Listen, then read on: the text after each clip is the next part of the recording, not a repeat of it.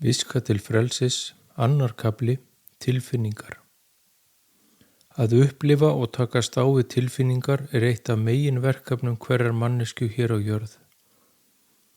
Þær eru fjölbreytilegar og af ýmsum toga, svo sem hamingja, gleði, væntumþykja, kærleikur, ótti, afbrýðisemi, sorg, reiði, svo fátt eitt sé talið.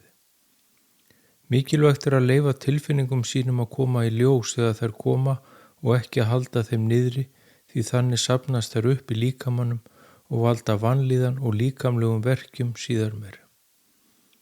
Margar tilfinningar tengjast samskiptum við annað fólk á einn eða annan hátt.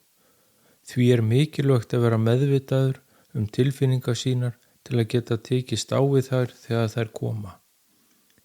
Einnig er mikilvægt að læra og höndla samskipti við annað fólk, að láta ekki aðra raska ró sinni og spila með tilfinningar sínar og líðan.